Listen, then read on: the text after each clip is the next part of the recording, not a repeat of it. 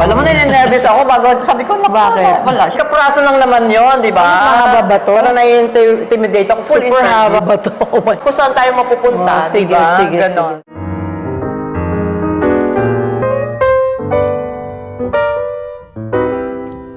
Hi, amazing people. How are you?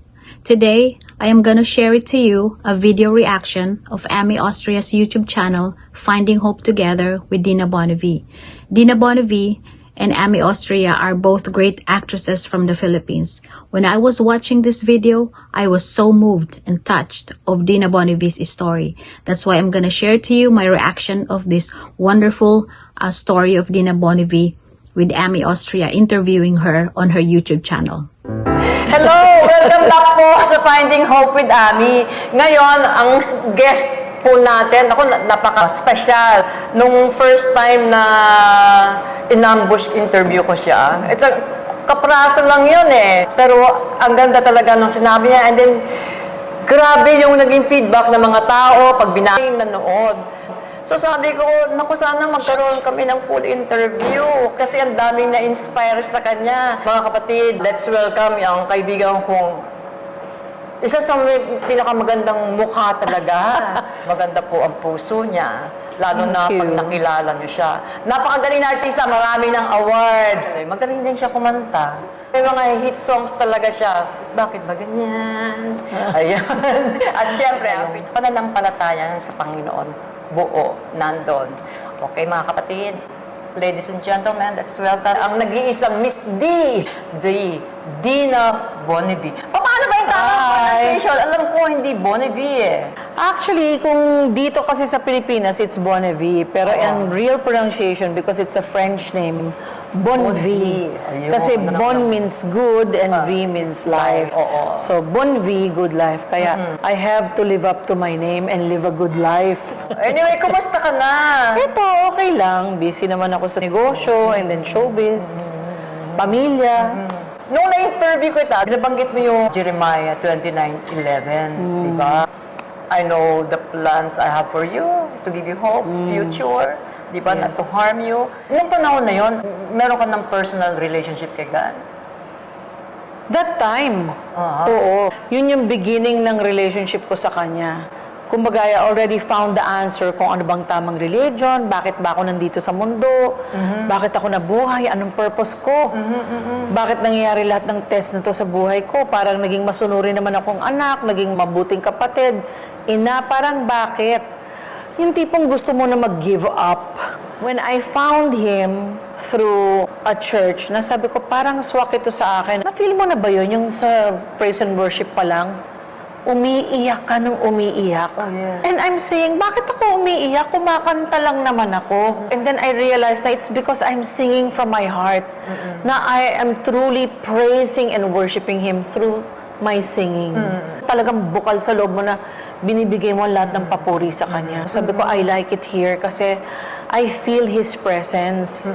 Tapos yun, yung inaaral mo yung Biblia, verse per verse, word for word, aaralin mo yung meaning, pati yung history. Buti napunta ka dyan. I went to BSF, Bible School Foundation. Wow, oo. So parang May mga ina-answeran yun, di ba? May homework. 12 years din akong ganun, Ay, BSF. galing. Plus, nag-aaral pa ako sa Victory Learning Institute. Dami Alam ko mo na. pa lang pinag-aralan. Yes. Before, ano yung relationship mo sa kanya?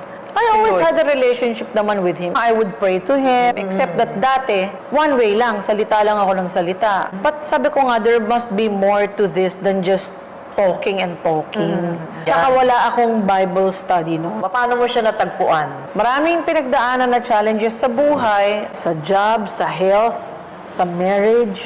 As in, severe test na sobrang sakit. Ang dami ko rin sinerch. Actually, na-clinically dead ako. For a minute and 10 seconds. Bakit? Anong nangyari? Siguro over-fatigue kasi that time, ang dami-dami kong ginagawang pelikula, sabay-sabay. And then, nagdadabing ako.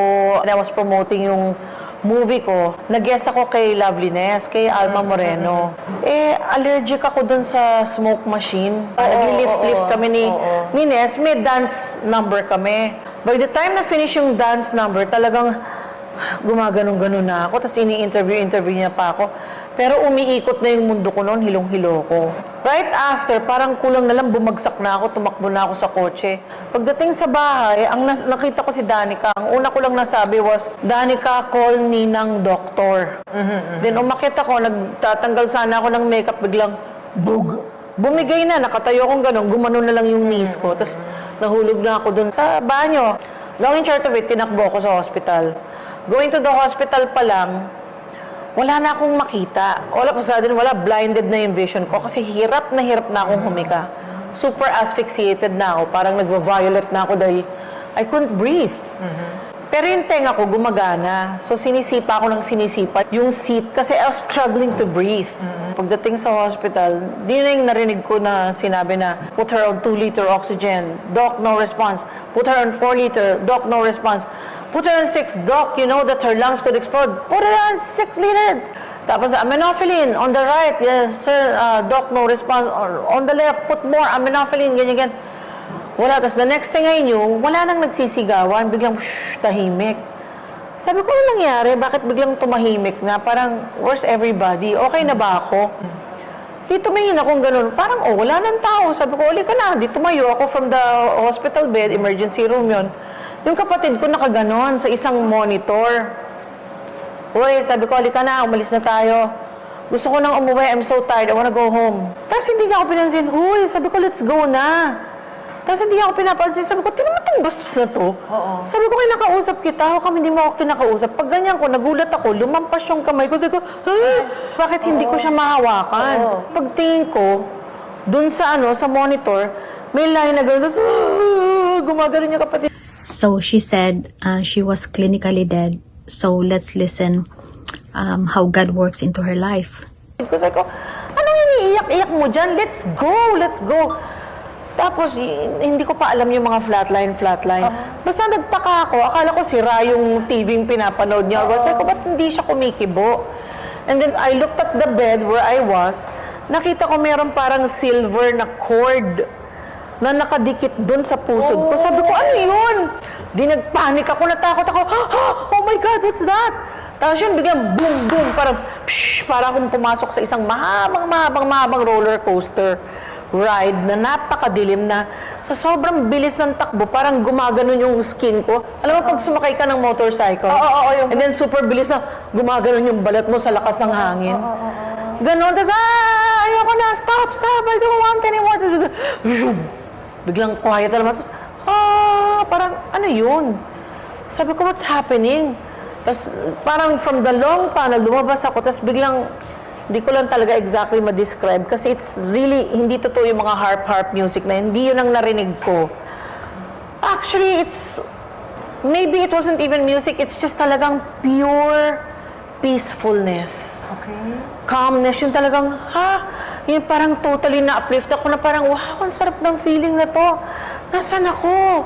Parang ganun yung feeling ko na, alam mo yung kapag mahaba yung mga talahib sa fields. Yung sound. And then malakas yung hangin, tapos merong stream. Yun. I-combine mo yun yung sound na narinig ko. Wow. Yun yung sound na parang napakakalma. Tapos sabi ko, nasan ako? What's happening? Biglang may malakas na ilaw na pumunta sa akin. Sabi ko, ano yun? Sabi ko, I can't see. Sabi ko, what is that? What's going on? Tapos parang, walang voice, pero parang kinakausap ka through the mind. Yes. Parang telepathic na, are you ready to come with me, my child? Yes, I wanna go with you. Tapos parang ginanon ako ng light, parang napalibot ako ng light. Yung sinasabi nila, you're embraced by the light. Na parang, tapos hagulgul na ako ng hagulgul. Not because of fear, but because of so much love. Parang, ang sarap ng feeling na to. Parang mas masarap pa sa hug ng anak, sa hug ng ama, ng ina. Parang, naiyak ako sa sobrang sarap ng feeling na mahal ako nito kung ano man tong light na to. So she felt that there was a light was embracing her, and she said that it was so much, she felt so much love and so much peace on her heart after she felt that light that was embracing her. Isn't that wonderful? Let's continue watching it. Sabi ko, super! Tapos sabi ko, okay, I'm gonna go with you. Tapos parang feeling ko, lumalayo na kami somewhere, I don't know where. Tapos biglang sabi ko, wait, I remembered something. Tapos sabi niya, parang hindi nga sabi, parang through the mind lang. Yes, I understand. Kasi dati pag naginip ako, yung mga namatay kong kakilala. Parang telepathic lang, hindi nagsasalita, pero may pero sinasabi. telepathic, oo. Sabi ko, naiwan ko yung daughter ko. Tapos, wait, tapos parang may malaking screen na bumukas. Tapos, ganito kabilis. Parang tak, tak, tak, tak, tak, tak, tak, tak, puro pictures ng buhay ko. Parang lahat. Tapos nag-flash doon sa nung naghiwalay kami ng ex-husband ko. Nag-stop na naman doon sa time na nag-away kami ng mami ko sa Italy. Tapos nag-stop na naman doon yung meron akong classmate na namatay. Wait, nagre-reason ako. No, hindi ko kasalanan yon. Ganito, ganyan. It's this. Ganyan. Parang nagdadahilan ako na wala naman sinasabi yung voice, pero parang telepathic lang na, ano to. No, but I did this, I did that. Ganyan, parang nag-explain ka. Parang hukuman nga. Yun, and then sabi ko, just give me a chance. I just want to talk to my daughter. Just for a while, sabi ko. Kasi parang umaandar na kami sa kung saan kami pupunta, hindi ko alam. And then, I heard the sound of, Ma! Pagtingin kong ganun, sa dulo ng tunnel, nakaganon si Danica. Ganyan na ganyan yung kamay niya, nakaganyan, Mama! Tapos sabi ko, oh my God! Yung anak ko, so, gumanon ako. The minute na hinawakan ko yung kamay niya, bug! Nagising na ako sa hospital. Dine-defibrillator na nila ako, yung sinashock. Bug! Para gumising. Tapos, nagising ako. Ang unang sinabi ko is, Danica! Where's Danica? Tapos sabi ng sister ko, she's at home, she's okay. Tapos hagulgol siya ng hagulgol. Sabi ko, huwag kang iyak ng iyak. Although hindi ko nasasabi sa kanya, through the mind, I was telling her na, stop crying. And then, binalik na ako. Tapos, I didn't tell anyone. Kasi baka sabihin nila, sira ulo to Ay, dami yung libro na ganyan, nabasa ko. Yes, but this happened way before lumabas pa yung libro na yon. Oo, yung Embraced by the Light. Yes. Yan, ang dami yung mga... Parang, I don't know. Mga near-death experiences na yan. Ilang taong ka nito? I was only 23. And then lumabas yung movie na Flatliners. I told my sister, sabi ko, do you remember when you brought me to the doctor, emergency? Do you know that this happened to me? Parang yung reaction niya, parang ano ba?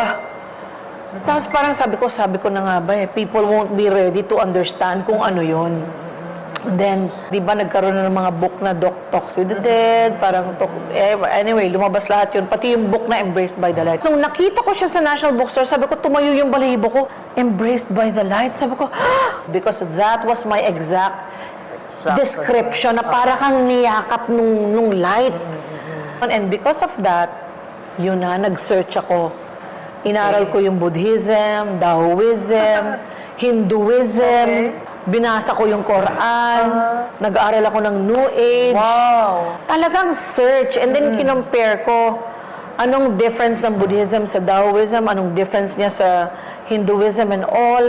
I went into meditation and transcendental meditation. Kasi which one is the true religion? Saan ako dapat? Sabi ko, Lord, God, whatever your name is, I want to know saan ako dapat. Parang things just fell into place na dun yung sinasabi na you begin to hear His voice. Kasi if you are His follower and you are His sheep, you will recognize the voice of your shepherd. When I chanced upon this religion, sabi ko, why should I even go to that church when I know the people who attend are not exactly the people I want to see. Kasi sabi sa akin, you go to church naman not because of the people, but because of God. So it's not because of the people who go there. It was a major challenge for me kasi parang may sugat na nga, parang aasinan mo pa, pero doon ako nagpunta eh. Parang nung natuto ako magpatawad, nung natuto ako mag-forgive, and finargive ko rin yung sarili ko. Yun ang importante, forgive mo yung sarili mo. Yes, that is very, very important, forgiveness.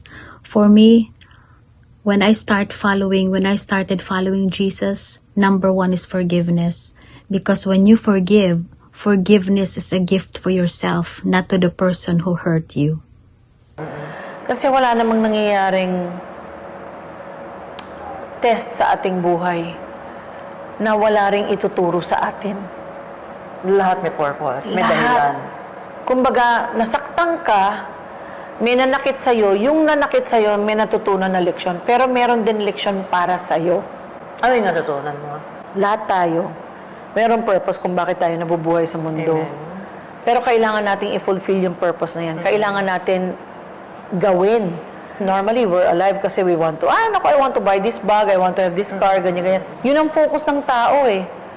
Paano kaya ako magiging mayamang-mayaman? But then in the end, tingnan mo, yung mga super-duper yaman, when they died, nadala ba nila yung yaman nila? Hindi. Kahit na yung queen, yung corona niya, hindi naman. O yung queen, hindi niya rin nadala yung corona niya. Doon ako nagtanong, what is our purpose then? Kung anak mo kami, nasabi mo you plan to give us a future na hope, why do we have to go through all these tests? Nasagot. Because He is honing you. Kumbaga sa clay, di ba? Ito yung clay, pinoporma ka niya. Pero kulang ka pa sa init sa oven. So, kailangan ibalik ka sa oven para maging matibay ka. Kasi kung hindi marupok, magiging mali yung shape. So, in other words, for you to be a sharp Christian, a Christian that is abiding in Him, I am the vine and you are the branches, abide in me and I in you. You cannot bear fruit without me. Pero tayo, madalas tayo makalimot. Yumaman lang tayo ng konti, yabang mo na, galing ako di ba? Pero actually, because God allowed it. Di ba? Parang lahat yan binigay. But to whom much is given, much is expected. Yes. You are not blessed for no reason. You are blessed because you are supposed to bless others Amen. as well. Yes. At ang isa Channel of pang blessing. napakalaking duty natin as Christians is to spread the good news of salvation. Amen. To spread the word, to tell people about Him. Alam mo, ako I always pray na parang Lord, give me a chance to share about you. Kasi di ba there are some people na when you start talking about God, parang CR lang ako. O biglang aalis. Hindi pa ready yung O spirit. sabi ko, Lord, bigyan mo ako ng taong ready. Yes. Or kapag sa taping, bigyan mo ako ng chance na mag-open ka ng door for Yes. me to talk about you. But I'm so lucky na palagi lahat ng mga nakakasama ko sa taping, Okay. gustong makinig sa story ni Mama D. O ni, Amen. or Mama D, tell me naman, ganyan. Tapos doon ko ino-open naman, I share about God. Kasi, ang dami kong pinagdaanan, Ami. As in, talagang painful experiences. But what I learned talaga is, it's not about how many mistakes you've made, but how many times you pick up yourself to correct it. It's not how many times you fall, but how many times you get up and say, Lord, I don't give up because I know you love me. Let me learn the lesson so it will not repeat itself. Kasi sabi nga nila, ulit ng ulit yung test sa buhay mo kung hindi mo nakukuha yung leksyon. So parang nangyari na to dati, eto na naman ako eh. So gaya ng sinabi ng isa kong, sama sa trabaho, ba't ganon? Lagi akong niloko ng mga lalaki, bakit ganon? Lagi ako nakakatagpo ng, not so good na Hindi tao. tama. Sabi ko, kasi hindi mo na-learn yung lesson. Na, di ba, dapat lahat itatanong mo kay God, God, okay ba tong tao na to? Dapat tanungin mo, oh Lord, I met this person, he's a nice person. Can you reveal to me, if he's the right person, ganyan, okay ba siya? Help me to know him better. Correct. Parang hindi mo Grabe. magawa yung the same mistake. Ay, nakakaalam ng lahat. Alam niya kung ano yung sino yung nilalaan niya sa'yo and the best for you. Sinabi mo, ang dami naman ng mga sakit, ang dami mo ng dapa, ang dami nakasakit sa'yo, ang dami mo pinagdaanan. Lahat yun, ang dami mo natutunan. Yung forgiveness, lahat ba yun, pinorgive mo? Lahat yun? Oo naman, pero talagang, for me siguro that's the hardest lesson. Kasi matatanggap mo pa kung nanakawang ka, masakit din yung nalugi ka dahil niloko ka ng partner mo sa negosyo. Oo. Pero pa sa akin, ang pinakamasakit na test is betrayal. Betrayal in business, betrayal in love. Betrayal, any kind of betrayal. Pag niloko ka ng asawa mo, betrayal yun, di ba? Yeah. Pag niloko ka ng partner mo sa negosyo, betrayal yun. Yes. And it's very hard to forgive. Tsaka yung kapag sinasabi na you have to forgive yourself. Ano yung forgive ko sa sarili ko? Wala akong ginawa. Honest ako, hindi ako nagloko. Wala akong ginawa. Yes, but maybe in your mind, you thought of something bad or you lost trust or maybe you lost touch with God, di ba? Pinabayaan mo. So God tested you and allowed the test to come for you to go back to Him. Kasi nawala na yung daily communication mo with God. Pinabayaan mo na siya. Nakakanood ka ng Netflix ng ilang oras pero yung 10 minutes hindi mo magawa. Or di ba 30 minutes with God when you wake up in the morning or before you sleep at night. Then saka natin marirealize, tayo naman tao, di ba kapag may test, doon tayo, naku Lord, tulungan mo ako. Pero kapag everything's okay, we forget. Forgiveness talagang was the hardest to learn, pero Natutunan mo ba? you have Nagawa to- mo? Yes. Pero with a lot of nilulun mo yung pride mo, nilulun mo lahat, humility, yung pain, nilulun mo lahat yun. Kasi sabi din sa akin ng isang pastor, ba't ayaw mo mag-forgive? Bakit nga ba? Eh si God nga, finorgive ka eh, ba't ikaw hindi ka maka-forgive? Pastor, ang sakit naman nun. Sobrang sakit. Oh, alam ko masakit. Eh, pero yung pinagdaanan ni Jesus, mas masakit yun. Correct. Di ba? Hindi lang siya binitray ng tao, hinagupit pa siya, linagyan siya ng thorns and all, ganyan-ganyan. And yet, He forgave.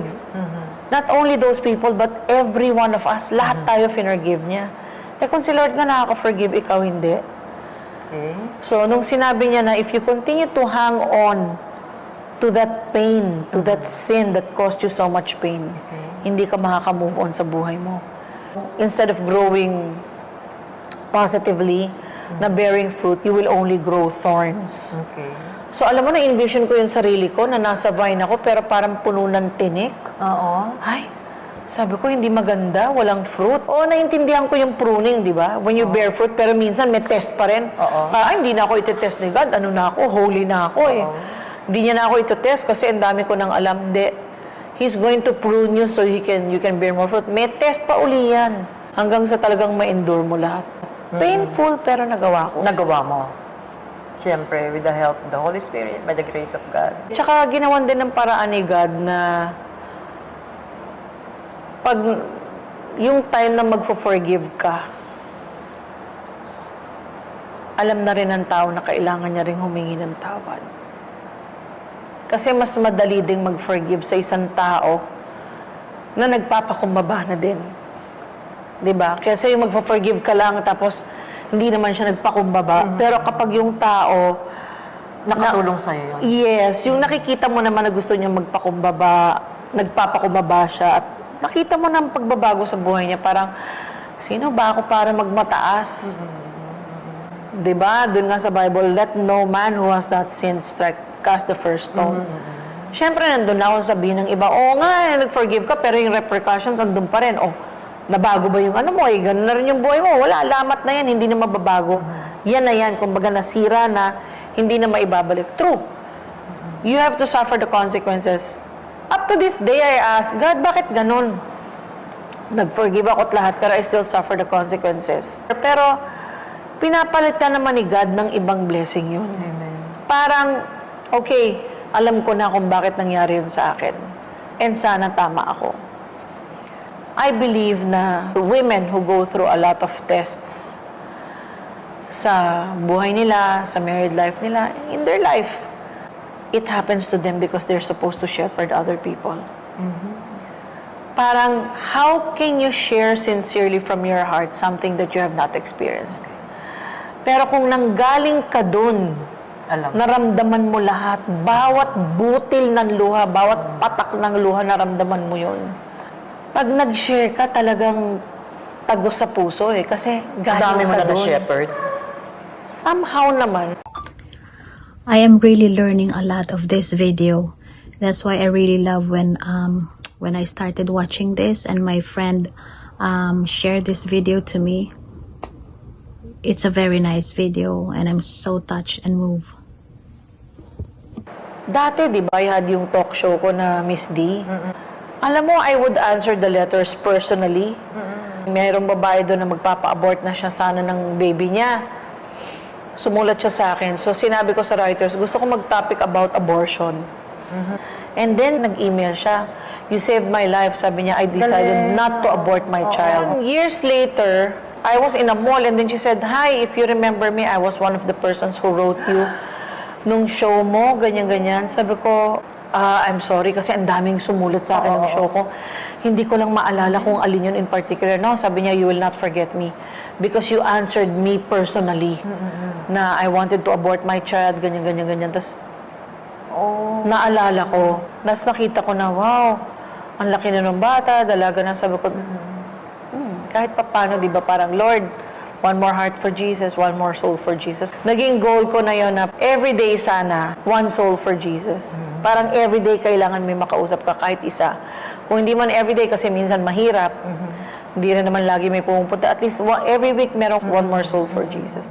And then sometimes, di ba, nagkakaroon ka ng test, ikaw yung nagiging moody, ikaw yung nagiging mainit ang ulo, nakakapagsalita ka ng hindi maganda. Tapos, pagkatapos naman ako, Lord, sorry, nagsabi na naman ako ng mga bad things, ganyan, ganyan. Amen. Eh, di ba dapat nga, prinamis ko, magiging mabait na ako, ganito, ganito. Ito na naman yung bibig ko, may nasabi na naman akong pangit.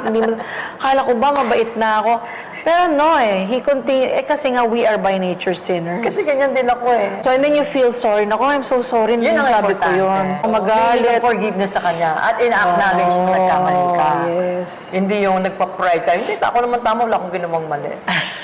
Or Diba? sometimes actions speak louder than words, di ba? Yes, Kasi it's easy to say, oh, sorry. Pero iba yung sa actions na lang pinakita mo na you're sorry. Nangyari na ba yung plan ni Lord sa buhay mo? Na-fulfill na yung pinangako niya sa'yo? Naramdaman mo na ba yung faithfulness niya sa'yo na masasabi mo, gawa ni Lord ito, plan ni Lord sa akin to? Actually, pag sinabi niya na I have a plan for you, a plan to prosper you and give you a future, it's never ending. Kasi gaya nun, di ba? Artista ako, tapos nauso na yung mga pene movies, yung mga, ang dami nagpapakita ng mga private parts. Ay, naku, sabi ko, exit muna ako. Hindi ako yung tipong magaganyang pelikula. Wala kang magawang pelikula kasi yun yung uso nun. So, bakit niya ako biglang blines na naging talk show host? And then after nun, nagkaroon ako ng microlaryngeal surgery. So, sobrang kakasalita, nagkaroon ako ng mga polyps sa larynx. So, hindi ako makapag-talk show. And then, blines niya naman ako with a business. Ngayon, na-hospital yung tatay ko. Ang dami kong nagastos. Lord, ayoko na, hindi ko na kaya. Sana ako kukuha ng pambayad ng ospital. Ang dami niya sunod-sunod. Puro bills, bills, bills. Hindi ko na alam kung saan ko kukunin yung susunod ng pambayad sa ospital. Every time na talagang susuko na ako, para kang nasa cliff, yung nakakapit ka na lang, konti na lang pag napigtas doon, mahulog ka. Oo. Pag sinabi kong, I surrender, Lord, hindi ko na kaya, ayoko na. The white flag is up, ikaw na. Hindi ko na, you're the Lord of my life, ikaw na bahala. You are my Jehovah Jireh, my Jehovah Rapha, my healer, my provider, lahat. Ikaw na. Ayun, and then biglang, pak, magre-ring yung phone, offer. Ay, salamat. Galing mo talaga, God. Talagang gusto mo kapag yung last, na parang last ko na talaga to, Lord, hindi ko na kaya. Biglang, pak. Kasi before, tinatry mo na ikaw on your own. O, tapos Always. pag kumaganon, bigla naman ipapakita ni Lord na, eto, sige, surrender ka lang, anak. Oo, lagi kanyang tinitisod. Parang, pag lumalaki naman ang ulo mo, nagawa mo, lagi niyang i-remind na, oy, parang manalig ka sa akin, bakit nakakalimutan Sali mo ako na dyan. Oo. Anak. Kasi may kalaban sa mundo eh. If you depend on Him as your provider, Hindi ka niya bibiguin. hindi ka niya bibiguin. You just have to keep the faith na talagang yun. Ano pa pinagpipray mo sa kanya? Sana maging Christian yung buong family ko. At that time, di ba, parang ako gusto kong disiplinahin yung mga anak ko. Talagang sana wag silang sumagot, maging behave sila. But just like any other teenager, no, ang tawag ko kay Danica, a rebel without a cause. Kasi palagi siya nagre-rebelde. And then, one day, bigla na lang siyang dumating dun sa church. Sabi niya, I want to have the peace that you have. How come you're so at peace and you have so many problems? Wow. Ayun, and then biglang naging Christian na si Oyo, naging Christian na yung mga kapatid ko. Nagkaroon ng Bible study yung family ko. Family mo, yes. Mas intense yung relationship mo with God when you study His Word. Clearly, faithfully, daily, Bible class, Bible study. And di ba, you do not yoke with unbelievers. So if you surround yourself with people who believe in Him, who trust in Him, who are also Christians like you, chances are you're gonna grow up properly. Amen. And then my mother, who was actually an atheist, hindi siya naniniwala. She doesn't pray nothing. Yun yung talagang pinagdadasal ko. Ngayon, nagpe-pray na rin siya. Amen. And then my father, bago siya namatay, he became a Christian. So ngayon, kami magkakapatid, para bang, how do you judge yourself as a Christian? You know that you are truly abiding in God when you bear fruit. And isn't that amazing? All her family became a Christian. Her daughter, her son, and her mother. And that was amazing. And that's how God works into her life. When you see that your life is bearing fruit. When you're not bearing fruit, there must be something wrong. But then sometimes naman, na-experience ko rin yun, yung share ka ng share. Biglang doon ka aatakihin, may mangyayaring matindi. Parang, Lord, kakashare ko lang tungkol sa'yo, tapos biglang ito, ano to? Ayaw mo ba na nag-share ako? Galing sa kalaban yun Kaya Kasi nga. successful na warrior ka Kaya nga, so, ayaw kanyang ayaw niya. ng mga souls, di ba? Pipigilan at pipigilan ng kalaban. It's hard kasi dahil tao tayo eh. Correct. Hindi tayo maging perfect eh. Lagi pa rin tayong na-fall. Ay, naku, nagkamali na naman ako. Ay, naku, nagkamali na naman ako. What is the definition of sin? The English definition of sin is missing the mark. Amen. So you did not hit the target. So nagkamali ka ng konti. Ikaw, I'm sure, may mga napagdaanan ka sa buhay mo and you're the perfect person to bring souls to God. Marami. Kasi marami kang pinagdaanan. Yes. Kasi otherwise, kung hindi naman yun, wala anong isi-share mo. Namin ko naging addict ako before. Paano ko tuturuan yung isang naging addict ngayon na makawala doon kung hindi Alam ko mo, naranasan yon. Ako nabe-bless ako pag halimbawa yung taong nakasakit sa akin na nakita mong, wow, totally, what a different life. Naiiyak ako na ang laki ng pinagbago, parang ang ganda ng growth niya. Lord, sana ako rin. Yung talagang matyagang, pinilit na talagang baguhin na 180-degree turn, di ba? Yun, that was one way that God really healed me. Parang I was in so much bitterness and pain. Klaruhin ko lang yan. Ibig sabihin, may taong nakasakit sa'yo, na nagbigay talaga ng malaking pain, and then nakita mo yung pagbabago niya. Oh, yes. Alam mo, iba na. Iba, hindi Tapos, lang yun. Yun okay. talagang consistently bringing people to God. Parang nahiya ako na para bang, kahit na hindi ko sasabihin openly sa mga tao, pero in my mind, kinakondemn ko tong tao na to.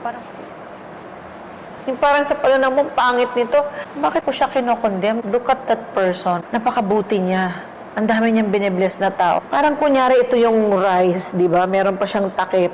Pero binalatan niya yun lahat and then naging refined na yung rice na maputing-maputi na. Parang ito, niluto mo pa, so lalong tumaba pa yung rice, lumambot. Tapos ang dami nang dumidikit sa kanya, ang dami nang sumasama sa kanya. Kumbaga may followers na rin siya kasi marami na siyang natutulungang tao. Nagagabayan, kumbaga, di ba? Ang ganda ng ginagawa niya. O, gusto ko din maging ganun. Wow. Naiiyak ako just watching that person. Sometimes you don't even expect that the person who hurt you most is the one that's gonna bless you. Totoo yung you make all things beautiful in your time. So, 100% naka-forgive ka na. Oo. Dati lagi kong sinasabi, na-forgive ko na yan. Kaya lang hanggang dito. Tapos yun yung sinabi ng pastor na when you forgive, hanggang throat lang. Muna sa head, sige na nga, forgive ko, tapos mapupunta sa throat. Oo, na-forgive ko na yan. Pero malalaman mo kung truly na-forgive mo, kung kaya mong mahalin yung tao as if nothing happened.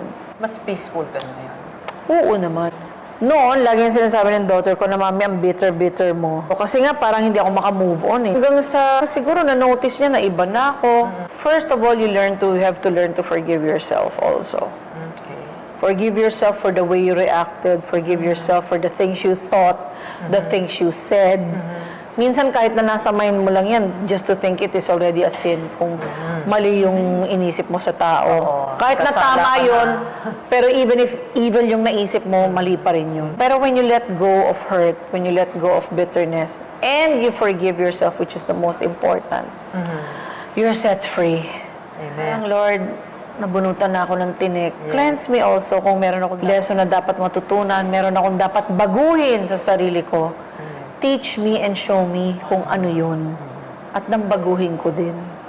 And then eventually, magkakaroon ka ng mga situations sa buhay mo na masishare mo to. Na hindi mo sinasadya, bigla na lang darating. Amen. Nga sabi ko, when God says that, I have plans for you, plans to prosper you and give you a future, hindi lang pera yun. Amen.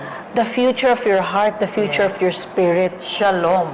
Oo, kung noon, yung spirit mo is manifest, ngayon, kumbaga, healthy yung spirit mo, hindi ka basta matitinag.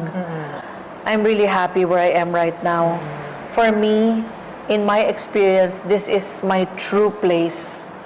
This is my true family. This is my God. Amen. Hallelujah. Ang dami kong natutunan, ang dami kong blessings na narinig sa'yo. Meron ka pa bang mensahe na pwede pang i-share? Ito ang masishare ko sa mga taong nagkaroon ng test sa pag-ibig, nasaktan, na-betray, or baka hindi pa rin makahanap ng boyfriend since birth. So sometimes, di ba, you keep questioning God, God, bakit wala pa? God, bakit walang ganito? Bakit ako niloko? You know, God tests your faith. Amen. Kung nagkaroon ka ng test is dahil merong kulang. May kulang sa'yo, may kulang sa partner mo, o may kulang sa relasyon ninyo. There should be no other third party in your relationship except God. Amen. There should be no other third party in a marriage except God. Kaya Oo, ganun. wala siya sa triangle. Or nilabag mo siya. Kasi 'di ba ang sabi naman ni God, stay pure. Huwag ka magmadali. Consult everything, 'di ba? Lean not on your own understanding. Lahat i-consult mo sa kanya, God, okay ba to? Okay ba tong business na to? Okay ba tong love relationship na to? Ganito yan. Everything talaga. Everything. Kunyari, humingi ka sa akin ng kotse, pero you're only 7 years old. I want a car, give me a car. Bibigyan mo kita ng kotse? Siyempre, hindi. Number 1, hindi ka marunong mag-drive. Pangalawa, hindi mo maabot yung pedal ng kotse. Pangatlo, you're just a kid. Hindi ka pa pwede. So, kumbaga, ganun din si God. Ibibigay niya sa'yo when you are ready. So, kailan mo masasabing ready ka? Do you know that you cannot find love from another person if you do not have love within yourself? Paano ka magkakaroon ng love within yourself? Number 1, love God. Kumbaga para tayong container. This is the container. I'm a vessel that God has made. Si God ang magpupuno nun ng love. Lalagyan niya ng patience, lalagyan niya ng beauty, lalagyan niya ng everything, wisdom. Ipupunin niya tong jar na to. Pag yung jar na yan hindi pa puno, hindi pa siya ready. So for until you can accept who you are, love yourself, and you love God, you cannot find love from somebody else. Parang, I cannot live life without you. Mali yun eh. Patay, oo. Dapat you're able to live life, pareho kayo, and put together is icing on the cake. Kumbaga, hindi yung, hindi ako mabubuhay without you. Dapat hindi ka mabubuhay kung wala si God. Correct. Kayo, hindi ba kayo naguguluhan na bakit kayo nandito sa mundo? Para tayong nasa rat race. Yun yung parang hamster, na ikot ka lang ng ikot. Parang ano bang purpose mo sa mundo? Mabuhay lang, magpayaman, magkapera, magpaganda, magka-boyfriend, magka-anak, and that's it? Hindi. Our purpose in life is much, much more. Icing on the cake lang yan. Yung mga asawa natin, mga kaibigan natin, mga katrabaho natin, kasama lang yan sa script na sinulat ni God para sa buhay mo. At lahat ng nasa paligid mo, kasama sila sa istorya. Nasa iyo na para aralin kung anong purpose nito sa buhay mo, ano palang ituturo niya sa iyo, at ano palang ituturo mo sa kanya. Dahil lahat ng dumating sa buhay natin, merong ibabahaging aral para sa atin. At lahat ng dumaan sa ating buhay, meron tayong aral na ibabahagi sa kanila. Yes, that is very, very true. Now, all your loved ones, your husband, your children, your grandchildren, are just the icing of the cake. But dapat talagang unahin natin ang Panginoon sa bawat araw. God first and everything will follow. Minsan nawawala yung tao sa buhay natin kasi tapos na. May ibang assignment ka na ulit. May ibang assignment ka na, tapos na yung obligasyon mo sa kanya, tapos na yung obligasyon niya sa'yo. Parang kanin, di ba? Lahat tayo connected. Yun yung sinasabi kong taong pinaganda na ni Lord na ang dami nang sumusunod sa kanya, parang mga kanin na dumidikit sa kanya lahat. It's because the people find that there is purpose, there is meaning, there is peace. Kapag natamo mo na sa sarili mo yung peace, na hindi ka naman titinag kahit na anong sabihin, meron ka ng understanding of who God is and you have a relationship with Him, believe me, seek ye first the kingdom of God and everything else shall be added unto you. Yes. Amen. Yan lang masasabi ko. Pwede mo ba sila ipag-pray? Oh, Yung yeah. mga taong hindi pa nagsisik kay God, yung ang dami pang pinagdadaanan, yung wala pang peace, love, ang dami pang problema. Sige, let's pray. Lord Jesus Christ, alam ko na maraming taong naghahangad na magkaroon ng kasama sa buhay o mayroong pinagdadaanan sa asawa nila, sa anak nila, sa katrabaho nila. Maraming naghahangad na magkaroon ng negosyo o maayos na kabuhayan, baka wala silang makain. Hinihingi ko po ngayong araw na to na buksan mong kanilang mga puso na ang unang-unang dapat nilang gawin ay ang hanapin ka, kilalanin ka at manalig sa'yo. Dahil nasa iyo lahat ng kapangyarihan. Sa iyo nakukuha ang lahat sa buhay. Yes.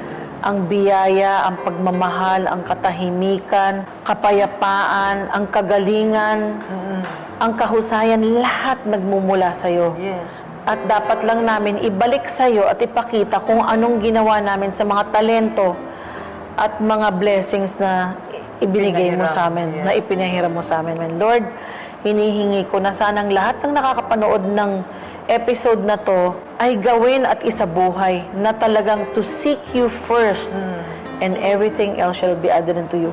Pukawin mo sana ang mga loob nila, Lord, na kapag nahanap ka nila, sagutin mo sila, Lord. Iparamdam mo ang pagmamahal mo, Lord. Ang pag-asa iparamdam mo sa kanila. Katulad nung ipiniramdam niyo sa akin. Nung ako'y dumadaan sa lahat ng test sa buhay, Lord. All those times, pinaramdam mo sa akin ang kapayapaan, ang katahimikan, ang healing, Lord. Lord, heal them from their pain just the way you did it to me, Lord God. Paulit-ulit ako nalaglag, nahulog, nadulas, nadapa. Pero paulit-ulit yung pa rin po akong itinayo. At hanggang ngayon, pinagmamalaki ko na I am a follower of you, Lord God. Hallelujah.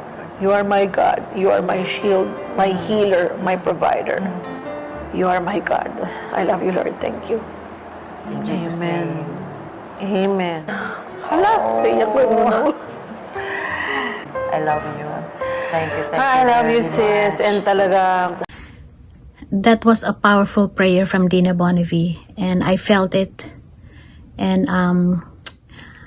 it's just few minutes left on this video, so I will continue watching it until the end. hats off ako sa'yo. Naku, siguro. So, itong ginagawa mo, bless ka ni God, and talagang it's your purpose to bless others. So, sana may ma-bless dahil Ay, oo naman. ilang beses din ako na-bless sa ilang beses kong nadapa. Tayo! Ilang beses na tayong nadapa, pero nandito pa rin Kasi tayo. humingi tayo ng tulong sa kanya, lumalapit tayo sa Seek kanya. ye first talaga the kingdom Kaya, of God, and tutulungan everything ka niya. else shall be added unto you. Ang maganda sa'yo, marunong ka makinig sa kanya.